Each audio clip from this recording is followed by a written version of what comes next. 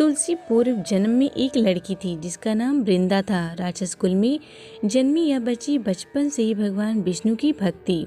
जब वह बड़ी हुई तो उनका विवाह राक्षस कुल में ही दानवराज जलंधर से संपन्न हुआ। राक्षस जलंधर समुद्र से उत्पन्न हुआ था। वृंदा बड़ी ही पतिव्रता स्त्री थी, सदा अपने पति की सेवा किया करती थी। एक बार देवताओं और दानवों में युद्ध हुआ।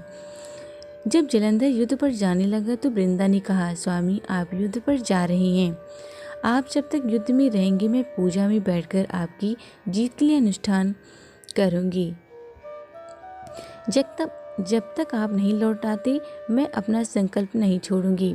जलंधर तो युद्ध में चला गया और वृंदा व्रत का संकल्प लेकर पूजा में बैठ गई। उसके व्रत के प्रभाव से देवता भी जलंधर को न हरा सके। सारे देवता जब हारने लगे तो विष्णु जी के पास पहुंचे और सभी ने भगवान से प्रार्थना की। भगवान बोले, वृंदा मेरी परम भक्त है, मैं उससे छल नहीं कर सकता। इस पर देवता बोले कि भगवान दूसरा कोई उपाय हो तो बताएं, लेकिन हमारी मदद जरूर करें।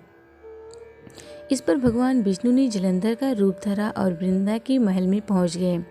वृंदा ने जैसे ही अपने पति को देखा तो तुरंत पूजा से उठ गई और उनके चरणों को छू लिया। इधर वृंदा का संकल्प टूटा, उधर युद्ध में देवताओं ने जलंधर को मार दिया और उसका सिर काटकर अलग कर दिया। जलंधर का कटा हुआ सिर जब महल में आ गिरा तो वृंदा ने आश्चर्य से भगवान की ओर देखा, जिन्होंने जलंधर का रूप धरा रखा था। इस पर भगवान विष्णु अपने रूप में आ गए पर कुछ बोल न सके। वृंदा ने कुपित होकर भगवान को श्राप दे दिया कि वे पत्थर के हो जाएं। इसके चलते भगवान तुरंत पत्थर के हो गए। सभी देवता में हाहाकार मच गया। देवताओं की प्रार्थना के बाद वृंदा ने अपना श्राप वापस ले लिया। इसके बाद वे अपने पति का सिर लेकर सती हो गईं। उनकी राख से एक पौधा निकला। जब भगवान विष्णु जी ने उस पौधे का नाम तुलसी रखा और कहा कि मैं इस पत्थर रूप में भी रहूंगा, जिसे शालिग्राम के नाम से तुलसी जी के साथ ही पूजा जाएगा। इतना ही नहीं, उन्होंने कहा कि किसी भी शुभ कार्य में बिना तुलसी जी के भोग के पहले कुछ भी स्वीकार नहीं करूंगा। तभी से ही तुलसी जी की पूजा होने लगी।